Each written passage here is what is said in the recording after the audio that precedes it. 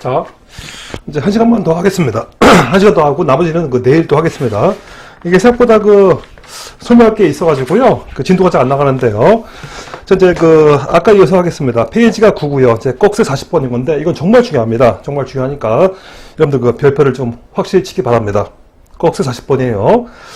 이게 뭔가 잔뜩 나와 있죠? 밑에 박스 나와 있고, 그 다음 페이지까지 해서 잔뜩 나와 있는데요. 읽어보시면 좋겠지만요. 결론만 기억해도 되는 겁니다. 일단 무슨 말이냐면요. 이거부터 들어갑시다, 이거부터. 이건 보이스피싱에 대한 판례인데요. 그 전에 먼저, 여러분들 이 판례 아시겠죠? 차고 송금한 거. 차고로 누가 돈을 뺐다 이겁니다. 돈을 넣어줬어요, 차고로. 그러니까 제가 있었는데요. 어느 날 통장을 딱 보니까, 돈이 누군지 모르겠는데 돈이 들어왔거든요. 그래서 차고로 송금된 돈 있잖아요. 그것을 말이죠. 자기가 빼서 임의로 소비했습니다. 이거 범죄가 뭐라 그래요? 판례가? 네. 누군지 모르겠는데 내 통장에 들어온 돈을 임의로 빼서 소비했습니다. 판례가 이를 횡령이다라고 본다고 말이죠. 횡령이다. 그죠? 바로 여기에 대한 비슷한 판례가 나온 겁니다. 나왔는데 이건 정말 중요하니까 잘 봐야 돼요. 그러니까 우리가 지금 배우는 것이 지금 꺽쇠 40번인데요. 요 비교 판례부터 먼저 좀 공부하자고. 비교 판례. 거의 똑같은 건데 차이가 딱 한 가지 있습니다. 자, 보자고. 어떤 말이냐면요. 이 자식이 사기꾼이에요. 바로 보이스피싱 사기꾼 되겠습니다. 자, 보이스피싱 사기꾼이고요. 피해자가 있는 겁니다. 자, 보이스피싱 사기를 당한 피해자가 이렇게 있잖아요. 이런 식으로 있는 건데요. 이 보이스피싱이에요. 네, 보이스피싱 되겠습니다. 이거 V야, V. 근데 문제는 뭐냐? 당연히 통장을 넘겨준다고. 대포 통장을 넘겨준 사람이 있다고요. 대포 통장을 넘겨주고 말이죠. 다만 자신은 대포 통장에 대한 현금 카드를 갖고 있다고. 이런 식으로. 이렇게 했다는 거죠. 양도한 겁니다. 양도한 통장에 대한 현금 카드는요, 가벼운 놈이 갖고 있는 거예요. 자, 지금까지는 똑같잖아요. 똑같은데 문제 뭐냐면요. 이때 가벼운 놈은요, 자기가 통장을 넘기면은 이 자식이 누구를 보이스피싱으로 사기를 친 것을 알고 있는 겁니다. 그 사실을 알고 있어서도 통장을 파는 거예요. 자, 누구를 사기친 것을 알고 있으면서도 그걸 도와준 거 아닙니까? 도와준 거니까 이때 가벼운 놈은 사기방조가 된다는 거죠. 사기방조가 돼요. 요건 달라요. 그 케이스는요, 이름이 보이스피싱범인지 모르고 사기에 대한 방조의 고의 없이 넘겼거든. 어떤 다른 사업 때문에 넘겼는데요. 그러니까 얘 케이스는 사기를 방조한 것이 아니에요. 이게 바로 차이점이죠. 한 번 더. 그 케이스는 말이죠. 대포 통장이 이런 보이스피싱에 사용된다는 것을 알면서 넘겼기 때문에 사기 방조가 되지만은요. 이것은 몰랐기 때문에 사기 방조가 될 수 없다 이겁니다. 이때 말이죠. 보이스피싱 범한테 사기를 당한 A라는 놈이 돈을 송금합니다. 돈을 송금했다고요. 송금했을 텐데 이때 그것을 알았어요. 알아가지고 그때 그 중에서 일부를 말이죠. 이렇게 임의로 빼가지고 소비했다는 겁니다. 이것을 혹시 임의로 빼가지고 소비했다는 거예요. 이때 요게 뭐냐? 이게 범죄가 뭐냐 말이지. 이 범죄가 뭐냐? 요게 중요한 거예요, 이게. 그렇죠? 이건 그 전에 시험 잘 나왔잖아요. 이 과연 작물이냐? 그래서 작물 취득이 되냐 안 되냐? 이런 것이 논의가 됐었고요. 또 돈을 빼는 것이 은행에 대한 사기죄가 될 수 있다. 논의가 되었고, 마지막으로 얘 또는 얘에 대해서 횡령이 될 수 있다 없다를 우리가 많이 봤었고 또 했던 거 아닙니까? 잘 안 보이나요? 칠판에 작아가지고 말이죠. 횡령죄가 될 수 있다 없다를 물어봤는데, 자, 그런 쪽으로 얘가 말이죠. 이게 돈을 빼서 소비한 것은요, 판례 얘기할 때 작물 취득죄가 안 된다라고 판례가 보고 있고요. 또 은행에 대한 사기죄도 되지 않는다라고 보고 있고, 이미 이 범죄가 성립한 이상 횡령은요, 이것에 뭐요? 불가벌적 사유해야 되겠습니다. 따라서 이것도 되지 않는다는 거죠. 그래서 이 케이스는요, 오로지 사기의 방조만 되는 것이고 나머지는 되지 않는다 이겁니다. 알 수가 있을 것이고, 이것이 보다 우리가 맨날 시험 문제에서 보았던 그런 판례인데요. 이제 달라요. 이제는요, 차이가 뭐라고? 사기 방조가 안 될 텐데 이때 돈을 뺐었다 이겁니다. 바로 이것이 칠판 나와 있는 뭐가 비슷합니까? 네, 맨 처음 나와 있는 요랑 비슷한 거 아니에요. 그렇죠? 누군지 모르겠는데 내 통장에 돈을 쏴줬거든요. 그것을 알면서도 돈을 빼서 소비한 것이 횡령죄가 되듯이 이거 마찬가지입니다. 이거 사기에 대한 방조 고의 없이 했는데 딱 보니까 통장에 돈 들어왔거든요. 역시 이걸 수배했다는 거죠. 되는 그 판례가 횡령죄가 된다는 건데, 중요한 거, 개에 대한 횡령이냐, 아니면 개에 대한 횡령이냐가 문제되는데, 판례 이해할 때, 요 피해자 A, 사기 피해자 A에 대한 횡령 범죄가 된다. 이게 바로, 취지 판례로서 지금 나오는 꺽쇠 40번 되겠습니다. 알겠죠? 자, 이런 거예요. 좀 복잡한 게 있는데요. 어쨌거나 요 결론만 기억하자고. 사기 방조가 되지 않는데, 이때 그 돈을 뺏은 것은, 보이스피싱 범이 아니고, 사기 피해에 대한 횡령이 된다. 그 이유는 막 이렇게 보시면 될 것 같아요. 알겠죠? 자, 그 단은 그렇고요. 그 두꺼운 시바 읽어보겠습니다. 꺽쇠 40번인 건데요. 밑줄 계좌 명의인은 칠판 나와 있는 값이 되겠습니다. 피해자는 얘기했죠. A란 놈이에요. 피해자 사이에 아무런 법령기 없이 송금 미취된 사기 피해금 상당의 돈을 피해자에게 반환하여 하므로, 그렇죠. 피해자를 위하여 사기 피해금을 보관하는 지위에 있다고 보여야 하고, 따라서 밑줄 만약 계좌 명의인이 그 돈을 영득할 의사로서 인출했습니다. 뭐요? 피해자에 대한 횡령이 된다라는 겁니다. 알 수가 있는 거죠. 밑에 여러 가지가 나와 있지만 뭐 제가 설문 드린 거니까 뭐 쭉쭉 보시면 될 것 같고요. 아래 그 비교 박스 있잖아요. 대부분 다수경과 대부분 소수경 나와 있는데요. 물론 소수경 의미가 있지만요. 시험 문제는 당연히 다수 의견대로 하는 것이 맞습니다. 자, 읽어보시면 되고요. 그 다음 페이지 판례가 두 가지가 있는데 비슷한 거니까 묻겠습니다. 꺽쇠 41번과 42번은 묵자고요. 자체는 어렵지 않죠? 바로 부동산 이주 매매가 되겠습니다. 판례 이해할 때 배임죄 된다고 하는 거죠. 한번 정리하자고 이거. 그래서 부동산이에요. 공부할 때 부동산이냐 아니면은 그냥 동산이냐를 잘 봐야 돼. 그래서 부동산을 맞아 이중으로 매매할 때가 있습니다. 동산을 이중으로 매매할 때가 있다는 거죠. 채권도 나오죠, 채권? 채권은 이중 매매라기보다는 이중 양도란 말을 쓰는데요. 이거는 뭐 매매라고 해도 문제 없어요. 또 뭐가 있습니까? 대물. 기억나요? 대물 변제 예약 부동산을 임의로 처분했다. 이런 것도 있잖아요. 자, 이게 여러 가지가 있지만요. 그 판례 결론만 기억하면 됩니다. 우리 판례 할 때 이것은 당연히 배임죄가 된다라고 판례가 보고 있고요. 이런 것들은 통틀어서 한마디로 뭡니까? 배임죄가 되지 않는다라고 판례가 보고 있으니까 요 결론 기억하자고.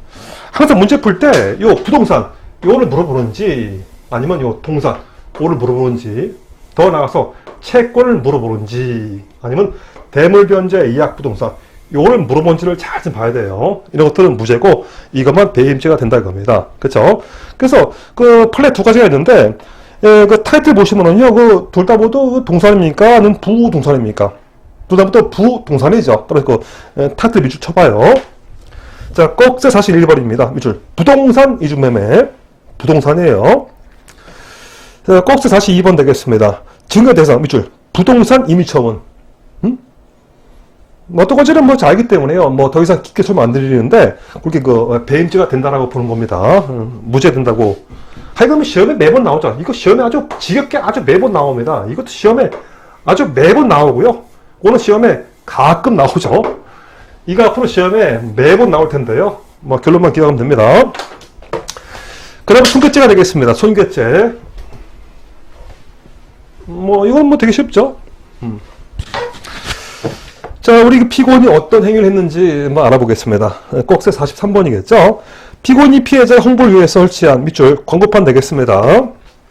광고판을 그 장소에서 제거해서 컨테이너로 된 창고에 옮겼습니다. 이런 것들은 효용 침해로서 손괴죄가 된다 보는 것이죠.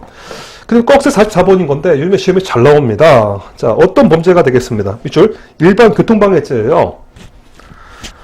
가로가 포인트겠죠? 이 범죄 성질이 뭐냐? 밑줄 쳐봐. 계속범 되겠습니다. 계속범이에요. 이거 아까 잠깐 나왔었죠? 계속범. 아까 나온 것이 어떤 범죄였어요?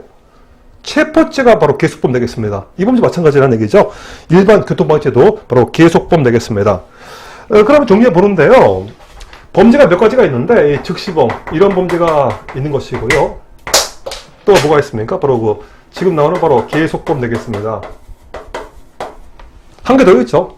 상태범 되겠습니다. 상태범. 이 두 가지 똑같은 거예요. 똑같은 거니까 말이죠. 구별 필요 없습니다. 요 계속범과 요 즉시범 두 가지만 잘 보시면 되고, 요거는 상태범은 요거랑 똑같다 이겁니다, 지금. 그래서 즉시범은 그냥 곧자 끝나죠. 곧자 끝나버려요. 곧자 끝나버린 데 비해서 계속범은 당연히 어느 정도 시간이 이렇게 계속 이제 이어지는 거예요, 범죄가. 알 수가 있는 거죠. 대표적으로 뭡니까? 살인죄가 있을 거예요. 가장 대표적으로 뭐 이런 범죄가 많이 되는 건데요. 아까 배웠던 체포죄도 있고요. 지금 배우는 거죠. 바로 일반 교통방해가 되겠습니다. 교통을 방해한다 이거죠. 뭐 더 있나요? 자, 판례가 여기에 들어간다 본 곳이 또 어떤 게 기억나죠? 이런 것도 들어가요. 직무유기죄. 직무유기죄 뭔지 알죠? 공무원의 직무유기. 이것도 여기에 들어간다 보는 겁니다. 그럼 보겠습니다. 양자는 그 구별 실익이 뭐죠? 구별 실익이 있습니다. 자, 시효가 두 가지예요. 그러니까 실익이 두 가지가 있는데, 하나는 바로 공소시효 기산점이에요. 범죄가 이때 종료했죠? 이거는 범죄가 이때 종료한 거 아닙니까? 그래서 범죄가 종료한 이때부터 시효가 진행합니다. 이때부터가 아니고 범죄가 종료한 이때부터 시효가 진행한다라는 거죠. 그래서 공소시효 기산점이 일단은 달라요. 또 두 번째 구별 실익이 뭡니까? 네, 그 칠판 나왔을 텐데, 어디 나왔을 텐데, 바로 이때는 뭐 공범이 범죄가 끝났잖아요. 끝났어. 뭐 공범이 성립할 여지가 없는 거예요. 이거는 다르죠. 범죄가 기소가 됐다 하더라도 얼마인지 뭐예요. 다른 놈이 가담해서 뭐 얼마인지 공범이 요 단계에서 성립할 수가 있는 겁니다. 알겠죠? 그래서 요게 바로 뭐냐? 지금 배우는 이거예요. 교통방해 된 겁니다. 그렇죠? 자, 그 판례 보겠습니다. 예, 판례가 두 가지가 있는데 거의 똑같아요. 그래서 판례 1번만 보자고요. 밑줄. 일반 교통방해죄는 교통방해에는 밑줄 계속범 성질을 갖는 것이어서 알 수가 있는 거죠. 그러니까 예를 들어서 이게 지금 어떤 도로거든요. 도로인데 이게 시위대가 이렇게 있는 겁니다. 시위대가 우르르 몰려서 말이죠. 불법 시위를 하고 있는 겁니다. 당연히 교통방해가 된 거 아니에요, 지금. 그죠? 근데 그것이 계속범이에요. 이것이 계속 가는 겁니다. 계속 이제 도로를 점거하고 교통을 방해했다는 거예요. 계속법칙을 갖는 것이어서 교통방해 상태가 계속되는 한 위법 상태가 계속 존재한다 라고 했겠고요. 그 다음에죠. 바로 이거예요. 공범이 수립할 수 있다는 거예요. 중간 단계에서. 따라서 교통방해를 유발한 집회에 참가한 경우에, 그죠? 참가 당시 이미 다른 참가자에 의해서 교통혈임이 차단된 상태였다 하더라도, 교통방해를 유발한 다른 참가자와 암묵적 수착으로 공모해서 교통방해 위법사를 기소시켰습니다. 좀 뭐예요? 이 사람은 그 공동전범으로서 일반 교통방해죄가 성립한다 이거죠. 그렇죠? 알 수가 있겠습니까? 예, 개수범이고요. 어떤 사람이 이렇게 차단시켰거든요. 이때 다른 사람이 가입해서 서로 공모해가지고 계속 이것을 유지했어요. 교통방해죄의 공동전범이 된다 이겁니다. 알 수가 있는 거죠, 이거. 판례 2번 거의 똑같은 거니까 거기에 준해서 보시면 됩니다. 지나가시고 바로 꺽쇠 45번인 건데, 이거 좀 아리까리하죠. 이제 아리까리 안 돼요. 왜냐면요, 판례 문구가 좀 애매합니다. 어떤 게 뭐냐면요, 일단 이거죠, 이거. 무슨 회의록 나오죠. 이게 어떤 무슨 회의록 되겠습니다, 회의록. 뭐 이것저것 쭉 썼고요. 회의에 참가한 이사가 무지 많을 겁니다. 이사. 그래서 갑이 있고요, 을이 있고 병이 있고 뭐 이렇게 정이 있다는 거예요. 이런 식으로. 그래서 다 뭐 서명 날인 다 했는데요. 얘는 거부합니다. 이 회의가 좀 이상하게 되겠다 싶어가지고 자신은 이래가지고 서명을 거부한다라고 이렇게 쓴 겁니다. 이 사람이. 알겠죠? 근데 지금 뭐가 나오냐면요. 이사장 되겠습니다, 이사장.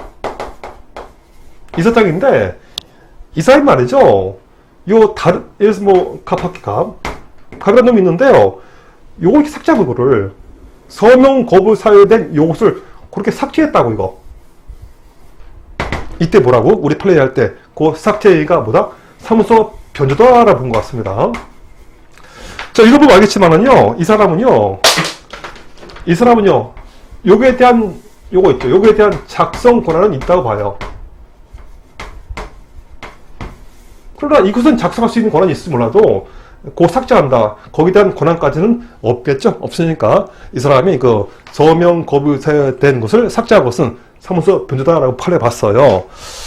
약간 좀 그렇습니다. 볼게요. 45번입니다. 이사가 이사회 회의록에 서명 대신 서명 거부서를 기재했습니다. 아까 그 이사가 중에서 정이었었죠? 이분이었어요. 그에 대한 서명을 하면 특별성이 없는 그 내용은 이사회 회의록 일부가 되고, 그렇겠죠? 이사회 회의록 작성권자의 이사장이 하더라도, 이사장은요, 작성 권한이 있지만은 그것은 여기에 대한 것이 아니고, 거기에 대한 작성 권한만 있다 봐야 됩니다. 얘가 말이죠, 거기에 대한 작성 권한이 있어도요, 그것을 임의로 삭제했다. 쭉 나가서 사무소 변조다라고 본 것 같아요. 그러니까 이 문구 때문에 좀 애매한 게 있는데요. 그렇게 정리하면 되겠죠? 그 다음에 그 꼭지 46번인 건데 바로 공무상 비밀인가 물어보는데 돌려보도 공무상 비밀입니다. 이번엔 그 판례 1번이고 아까 나왔던 최순실 사태에서 그 또 하나의 그 인물이겠죠. 바로 정호성 비서관 되겠습니다. 이것도 뭐 비밀이라 보는 것 같아요. 자, 1번 되겠습니다. 대통령 당선자인 그 박근혜 그 비서실 소속 공무원인 피고인이 미출 대통령 당선을 위하여 중국에 파견할 특사 추천 의원입니다. 이것도 뭐 공무상 비밀이다 보는 것 같아요. 중국에 파견할 그 특사 추천 그런 사람 명단이거든요. 비밀로 봐야겠죠? 네, 판례 2번인 건데, 자, 위에서 두 번째 줄 마지막 되겠습니다. 밑줄 수사 지휘서의 기재 내용과 이에 관계된 수사 상황입니다. 예, 수사는 보통 그 비밀을 유지되거든요. 수사를 공개했다. 피해자, 범인들 다 도망가잖아요. 그랬을 때 수사를 지휘한 거 그런 것들 전부 다 역시 그 공무상 비밀 되겠습니다. 그렇게 그 보면 될 것 같고요. 예, 판례 두 가지가 있는데 그 묵자고요. 꺽쇠 47과 48번 되겠습니다. 묵자고. 특히 시험에 가장 잘 나오더라. 정말 시험에 정말 잘 나오는데요. 바로 47번이겠죠. 그 별표를 하나 더 치겠습니다. 어렵지 않습니다, 이거. 자, 보겠습니다. 공직방에서 폭행은 사람에 대한 유용성을 촉하고, 미출, 반드시 그 신체에 대한 것을 요하지 않는 거죠. 그러니까, 이 방행이 사람이었다. 충분하고요. 반드시 그 신체는 필요 없습니다. 그렇죠? 이게 무슨 의미냐? 옆에 쓰겠습니다. 광의의 폭행이죠? 광의의 폭행입니다. 꼭 신체가 아니어도요. 어쩌나 그 어떤 폭행이면 된다는 거예요. 또 한 점에 밑줄 걸었었죠. 밑줄 추상적 위헌범으로서 이게 포인트입니다.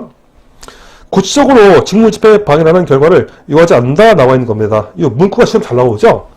바로 거기에 대한 예가 48번인 건데 이건 되게 쉬우니까 직접 읽어보시면 되겠습니다.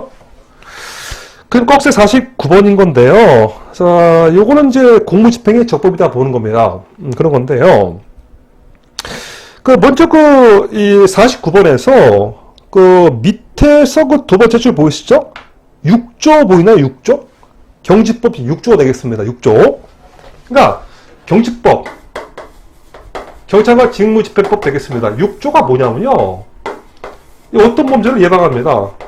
범죄를 예방할 수 있고, 어떤 제지인가요? 그래서 범죄를 예방하고 제지한 그런 게 나오거든요. 그러니까 경찰에 있었는데 범죄를 예방하고 제지하기 위해서 이것저것 할 수 있더라. 이 바로 경지법 6조가 되는 건데 여기서 경찰회의가 여기에 들어가기 때문에 바로 적법한 공무집행이라 본 것 같아요. 이 한마디로 뭐냐? 전기차단입니다. 전기차단. 그것도 뭐 어때요? 범죄를 예방하기 위한 적절한 수단이나 본 거니까 적법한 공무집행 받습니다. 이 아줌마가 있는데 완전 꼴통입니다. 꼴통. 이 아줌마가 새벽까지 말이죠. 막 노래를 틀어놓고요. 막 고성을 지르고 약간 더 이제 좀 그런 아줌마예요. 그런 아줌마. 그래서 그 전에 112 신고가 무려 24번씩 온 거예요. 이 아줌마 때문에. 그죠? 오늘은 드디어 25번째가 되겠습니다. 그래가지고 경찰에 갔는데요. 이 문을 열어주지 않고 계속 노래 부르고 고성방가하고 음악 틀어놓거든요. 경찰이 말이죠. 이 사람을 제지하려고 전기를 차단시켜버렸어요. 그거 괜찮다고 봐야 됩니다. 그렇죠? 봐. 49번이겠죠? 경찰들이 112 신고를 받고 출동해서 피고를 만나라 했으나 꼴통 아줌마를 만나라 했으나 피고인이 문조차 열어주지 않고 소라행위를 멈추지 않았습니다. 아주 꼴통이거든요. 이때 뭐 했어요? 그 다음 줄 마지막 되겠습니다. 경찰관들이 피고인의 집을 통해서 전기를 일시적으로 차단했거든요. 그것은 분명히 판례할 때 적법이 되겠습니다. 그럴 수 있겠죠. 그 정도야 충분히 할 수 있다 봐야 됩니다. 꼴통 아줌마 사건 되겠습니다. 별의별 판례가 다 있죠, 이거. 그러면 이제 판례 두 가지가 비슷한 맥락인데요. 자, 꺽쇠 50번하고 그 다음 페이지 꺽쇠 51번이 비슷한 모습이거든요. 그렇죠. 이게 참 좀 어려워요. 판례가 좀 바뀌어 있는 모습인데요. 이 법인 도피죄 그런 것들이 참 문제됩니다. 법인 도피가 일단은 뭔지 알겠고요. 이게 참 약간 좀 케이스 바이 케이스인데 이렇게 봐야 됩니다. 그러니까 무슨 말이냐면요. 이 방어권 있죠. 방어권을 나누겠다 이거예요. 그래버리면 이 범죄가 되는 겁니다. 이 범죄가. 특별하게 방어권 나누기 아니었거든요. 이때는 이 범죄가 아니다 보는 거예요. 그래서 이 범죄 성립 여부는요. 그 피의자 등의 방어권 남용 요게 있다라고 보는 거예요. 이런 식으로. 그래서 방어권 남용인가 아닌가를 먼저 본 다음에 설명하겠습니다. 여러분들 이거 보자고. 예를 들어서 갑, 을 이렇게 병이 있어요. 예를 들어서 공동으로 사기를 쳤다 이거 사기를. 그럴 수 있는 거죠. 그때 이제 얘를 경찰과 조사합니다. 이렇게 조사를 했고 이렇게 신문했어요. 이때 말이죠. 이가 지 범죄를 부인해요. 부인은. 거짓말 치는 겁니다. 그럴 수 있겠죠. 피의자는 말이죠. 경찰관한테 진실만을 말할 의무가 없는 겁니다. 따라서 피의자가 있었는데 조사받으면서 자신의 범죄를 부인한다. 거짓말 쳤어요. 자기의 범죄를 부인하고 거짓말 친 거니까 이런 것들은 갑과 을에 대한 범인 도피가 될 수 있어 보이거든요. 근데 이것만 가지고는요. 결코 방어권 남용이라고 볼 수 없는 겁니다. 원래 할 수 있는 거 아니에요. 피의자니까. 그래서 피의자가 어떤 범죄를 부인하고 거짓말 치더라도 방어권 남용 아닌 거니까 범인 도피죄가 안 되잖아요. 안 된다고. 안 되니까 그것을 갑과 을이 시켰어요. 을한테. 갑과 을이 병한테 이렇게 하라고 시켰어도요. 이 범인 도피 교사가 될 수가 없는 거죠. 얘가 죄가 안 되기 때문에요. 거기서 시킨 얘들도 죄가 되지 않는 겁니다. 판례 두 가지가 그런 거예요, 지금. 그렇죠. 꺽쇠 50번 내겠습니다. 자, 보세요. 공범죄 1인이 칠판 중에서는 그 경우 되겠습니다. 예죠. 그 범행에 관한 수사 절차에서 밑줄 참고인 또는 피의자가 조사받으면서 자기의 범행을 구성하는 사실에 대해서 허위 진술하고 허위 자료 제출했습니다. 피의자 말이죠. 당연히 방어권 보호장 차원에서 수사기관에서 이렇게 얼마든지 거짓말 수 있는 거거든요. 가능하거든? 자, 그래서 그런 것들은요, 범인 도피죄로 처벌할 수 없는 겁니다. 그렇죠. 한마디로 방어권 남용 아닌 거니까 범인 도피죄가 되지 않는 것이고, 그것을 교사한 얘들도 역시 죄가 안 되는 건데, 그 얘가 바로 그 다음 거예요. 바로 꺽쇠 51번이 되겠습니다. 거의 비슷한 거예요. 범죄가 사기죄가 아니고, 이제는 뭐예요? 강제 집행 면탈 되는 건데요. 거의 똑같아요, 이거. 보자고. 51번이에요. 갑과 을이 강제 집행을 피하기 위하여 병에게 콜라텍을 허용도하였고, 공범이죠. 갑을병이 강제 집행 면탈죄 공동 전무 관계에 있는 경우에 전부 다 공범이 되겠습니다. 공범. 잘 봐. 갑을에 대한 고소사건에서 밑줄 병이 콜라텍을 실제 양수해서 운영하고 있다고 허위로 진술합니다. 이 뭐요? 범인 도피죄가 되지 않는 거란 얘기죠. 따라서 그것을 시킨 갑과 을도 범인 도피 교사가 되지 않는다. 이런 취지의 판례가 되는 겁니다. 알겠죠? 얼마 안 남았는데 꺽쇠 52번인데 아주 최초 판례인데요.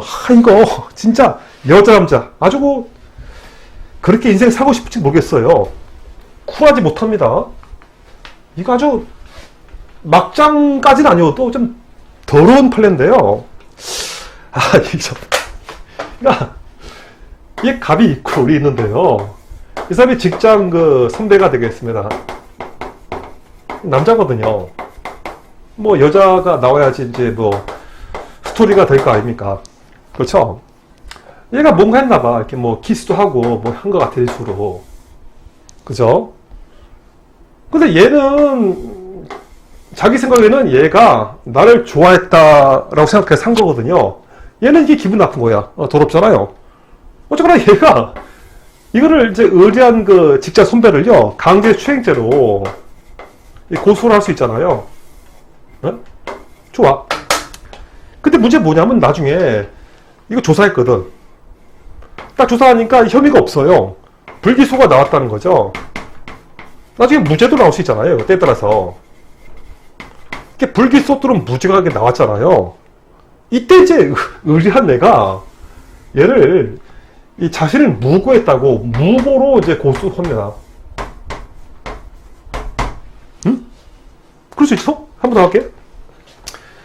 어떤 직장 선배가 있는데요. 술 먹고 말이죠. 이렇게 껴안고 한번 이렇게 키스했나봐요. 거기까지는 뭐 그런데 얘가 말이죠. 이거를 강제 추행죄로 고소했다 이겁니다. 그건 좋은데 조사하니까 이게 불기소, 무혐의가 되거나 무죄 나왔거든요. 무죄. 죄가 없다는 얘기는 이것이 무고가 될 수 있거든요. 어쨌거나 말이죠. 그러니까 남자가 그래? 그래서 너 해서 이제 이 무고로 딱 고소했어요. 바로 이게 바로 그거거든요. 했을 때 이것이 비록 불기소, 무죄가 나왔어도 반드시 그걸 무고라고 단정할 수 없는 겁니다. 이게 여러 가지 케이스가 있거든요. 상황이 있기 때문에요. 이래 이것이 나왔다 하더라도 무고라고 단정할 수 없다라는 거죠. 뭐 케이스 바이 케이스입니다. 자, 바로 그것이 꺽쇠 52번이죠. 보세요. 이 줄. 성폭행 등의 피해를 입었다는 신고 사실에 대해서 불기소 내지 무죄 판결이 내렸습니다. 알 수가 있는 거죠. 이런 식으로 밑줄 그 자체를 무고를 하였다는 적극적인 근거로 삼아서 신고 내용을 허위라고 단정할 수 없다는 거죠. 그렇죠. 여러 가지 케이스 있거든요. 그 당시의 상황, 둘만의 관계, 뭐 이것의 이유 여러 가지가 많이 있기 때문에요. 불기소 무죄만 가지고는요 반드시 무고했다고 단정할 수 없는 겁니다. 그래서 이렇게 무고로 고소하니까 이 무고죄에 대해서도 무죄 나왔거든요. 무죄. 그러니까 여자가 말이죠. 자신을 무고한 것이 무고라고 얘를 또 고소합니다. 이제 무고로 고소한다고. 아 정말 그 진짜 뭐 이렇게 살면 안 됩니다. 인생을. 자 얼마 안 남았는데요. 자 판례 두 가지 묵자고 53번과 54번은 묵자고요. 자백했다, 자수했다 이거죠. 자 이제 범죄가 두 가지가 있는데 하나는 위증죄가 됩니다. 위증죄. 또 하나는 무고죄예요. 알 수 있는 거죠. 이건 말이죠. 이놈이 나중에 자백한다고 아이고 죄송합니다 자수했다고요. 이 자수 언제까지요? 이 사건에 대한 재판이 확정 되기 전까지 여기에 대한 그 상대방에 대한 위증이라든가 어떤 그 무고당한 사람에 대한 재판이 확정되기 전까지 그때까지 자수했다. 자백했습니다. 그때 뭐 한다고? 거기에 대해서 형벌을 필요적 감면인가요? 필요적 감면이죠. 반드시 감경 또는 면제하여야 되는 겁니다. 이 특칙이죠. 여기에 대한 거 이게 간단합니다. 이 자수자백은요 일단은 절차에 아무런 제한이 없다. 절차는 뭐예요? 아무런 제한이 없는 겁니다. 어떤 시기든 간에 여기에 대한 재판이 확정되기 전까지는요 전부 다 필요적 감면 되는 겁니다. 네, 판례 두 가지가 있는데 한번 읽어보자고요. 53번의 그 판례 1번입니다. 정확히는 무고죄에 대한 거죠. 이것도 같은 겁니다. 지금은 무고지만은 뭐 거의 같은 맥락이에요. 자, 무고죄에 있어서 형의 필요적 감경 또는 면제 사유인 자백은 밑줄 절차에는 아무런 법령상 제한이 없으므로 그렇죠? 시간만 요 전이면 충분하고요. 절차에는 아무런 제한이 없는 겁니다. 그것이 뭐 경찰서이다, 뭐 검찰이다, 뭐 다른 사건에 무슨 공판이다 따지지 않는 겁니다. 그가 신고한 사건을 다루고 있는 기관에 대한 고백이나 그 사건을 다루고 있는 재판부의 증인으로 다시 나와 전에 그가 한 신고가 허위의 사실이었음을 고백한 것은 물론이고 무고 사건의 피의고인 또는 피의자로서 법원이나 수행안에서의 신문에 의한 고백 또는 자백도 포함된다는 거죠. 하여튼 뭐 다 포함되는 겁니다. 시간만 요 저까지 되는 거예요. 2번 똑같은 거니까 뭐 보면 될 것 같고요. 거기가 바로 뭐냐? 꺽쇠 54번 되는 겁니다. 잘 보세요. A, B에 대한 무고죄로 기소된 피고인 갑이 항소심 공판기일에서 공사실을 모두 인정한다. 이 자백이죠, 이거. 자백했잖아, 이거. 그죠?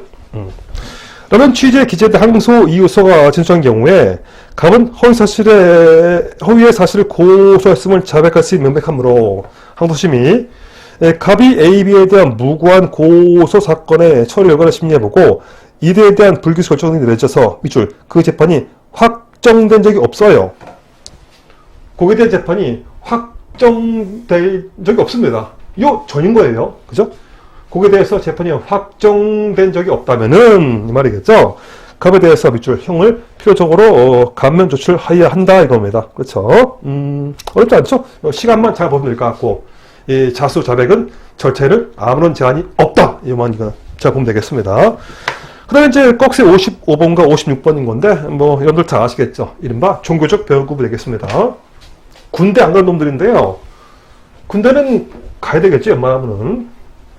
저희 아들은요, 뭐, 저번 달에 거기 갔습니다. 해병대 입대했거든요. 지금 뭐, 고생 많을 텐데, 저희 아들은 그, 해병대 들어갔단 말이죠. 아, 고생 많을 것 같아요. 포항에 있습니다. 포항. 훈련소가. 보고 싶어요. 자, 이게 어떤 얘기냐면요. 뭐, 일단 다 알 거예요. 일단 그 법조문 나와 있으니까 볼까요? 바로 이병을 기피합니다. 병역법 제 88조로 처벌되는 거 아닙니까? 자, 한번 볼까, 이거? 자, 88조 1항이에요. 현재 입영 또는 소집 통서를 받은 사람이, 자, 밑줄. 정당한 사유 없이, 그렇죠. 정당한 사유 없이 입영일이나 소집일부터 다음 각 호 기간이 지나도록 입영하지 않거나 했습니다. 이래버리면 처벌시킨단 말이죠. 이때 정당한 사유가 뭐냐 말입니다. 자, 이제 아시겠지만 그 범죄는요, 구선요건, 위법성과 책임으로 되어 있는 건데요. 바로 그 종교적 배열법이에요. 양심이란 말은 이때는 쓰는 것이 제가 봤을 때는 좋지 않습니다. 이것 때문이지, 이것 때문. 그래서 이것 때문에 군대 안 갑니다. 바로 집총 거부 아닙니까? 이것 때문에 군대 안 갔으면 그저까지는 이 문제였어요. 기대가 가면서 이 문제로 보았습니다. 판례가. 그래서 이것이 있다 없다라고 판례가 따져 보았다가요. 이게 올해인가 작년이죠? 작년에 이게 판례 바뀐 겁니다. 그래서 이제는 이 문제가 아니고 바로 정당한 이유는요. 구성 요건 해당성 이 문제가 되는 겁니다. 과연 여기에 정당한 이유가 있다 없다. 이 문제는 구성 요건 해당성 이 문제라 이거죠. 바로 병역법 제 88조 1항이 되겠습니다. 이 문제가 되는 건데 자체는 쉽죠. 그죠? 더 이상은 이 문제가 아니고 이 문제가 되는 거예요. 보겠습니다. 꺽쇠 55번이에요. 법원 제 88조 1항은 해외 이협동 수수 받았고 정당 사유 없이 이행을 하지 않은 사람을 처벌하는데 여기에서 정당한 사유는 어떤 사유입니까? 밑줄 구성 요건 해당성을 조각하는 사유가 되겠습니다. 이제는 이 문제란 얘기죠. 따라서 위법성 조각사인 정당행위나 책임 조각사인 기대 불가능성은 구월된다는 겁니다. 원래는 이거였거든요. 근데 판례가 바뀌면서 지금은 이 문제가 된다 이거고. 자, 꺽쇠 56번이 되겠습니다. 글씨 두꺼운 거 보이시죠? 밑줄. 진정한 양심에 따른 배열거라면은 이는 배열법 제 88조 1항에 정당한 사유에 해당한다라고 보고 있는 겁니다. 어디까지 양심이 진정해야 되거든요. 글쎄, 이게 진정하는지 모르겠어요, 이게. 글쎄요, 이게. 글쎄. 자. 어쩌나 지금까지 형법 이제 알아봤고요. 자, 오늘은 여기까지 하고요. 이제 조금 쉬었다가, 내일이죠, 내일. 내일 또 형소법 강의를 또 하겠습니다. 내일 수업도, 잘 따라오길 바라겠습니다. 자, 수업 듣느라 고생 많이 했고, 내일 뵙겠습니다. 자, 안녕하세요.